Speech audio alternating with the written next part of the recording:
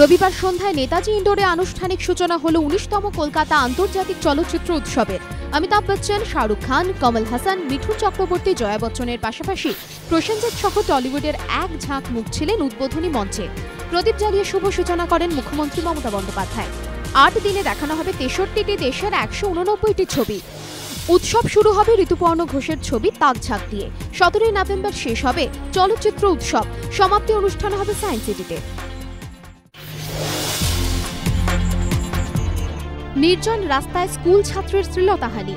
পালানোর চেষ্টা করলে ছাত্রীর বাড়ি পর্যন্ত ধাওয়া করে ঘরে ঢোকার চেষ্টা। স্থানীয়দের হাতে ধরা পড়ল এক অভিযুক্ত। ফের প্রশ্নের মুখে শহরের নারীদের নিরাপত্তা। আলিপুরের বাসিন্দা ওই ছাত্রীর চোখে মুখে এখনো স্পষ্ট আতঙ্কের ছাপ। তার দাবি, শনিবার রাতে তিনি আবাসন থেকে বেরিয়ে খাবার কিনতে যান। খাবার কিনে হেঁটে বাড়ি ফেরার সময় গোপালনগর মোড়ের কাছে তাকে অনুসরণ করতে শুরু করে দুই মত্ত যুবক। অভিযোগ, আলিপুর সেন্ট্রাল জেলের কাছে একটি নির্জন জায়গায় ওই দুজন ছাত্রের শ্লীলতাহানি করেন। আতঙ্কে দৌড়তে শুরু করেন তিনি, কিন্তু তখনও পিছু ছাড়েনি অভিযুক্তরা। ছাত্রীর দাবি, তাকে ধাওয়া করে আবাসনের গেট পর্যন্ত পৌঁছে যান ওই মত্ত যুবকরা। ছাত্রী চিৎকার শুনে ছুটে আসেন আবাসনের বাসিন্দারা। তাদের তৎপরতায় ধরা পড়ে যায় এক অভিযুক্ত। পরে সঞ্জয় দাস নামে ওই যুবককে আলিপুর থানার পুলিশের হাতে তুলে দেওয়া হয়। ভবানীপুরের ৪৯ নম্বর হরিশ মুখার্জি রোডের এই বহুতলেরই বাসিন্দা বছর ৬৬-র প্রদীপ কুমার শরফ। সন্তান কর্মসূত্রে বাইরে থাকেন। আয়কর দফতরের এই আইনজীবীর দাবি, শনিবার দুপুরে তিনি এবং তার স্ত্রী বাড়ি থেকে বেরোন। বিকেলে বাড়ি ফিরে স্ত্রী দেখেন ৩ তলার ফ্ল্যাটের কোলাপসেবল গেট এবং কাঠের দরজা তালা ভাঙা। লণ্ডভণ্ড ছিল ঘরের কাঠের আলমারি। প্রদীপ কুমার শরফকে ফোন করে চুরির ঘটনা জানান তার স্ত্রী। বাড়ি ফিরে ভবানীপুর থানায় বিষয়টি জানান প্রবীণ এই আইনজীবী। তার দাবি, আলমারি থেকে প্রায় ১৫ লক্ষ টাকার সোনার গয়না নিয়ে চম্পট দিয়েছে দুষ্কৃতীরা।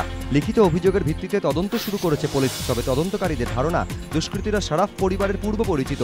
কারণ চুরির জন্য যে সময় বাঁচা হয়েছে তা কোনো অপরিচিতের পক্ষে জানা সম্ভব নয়।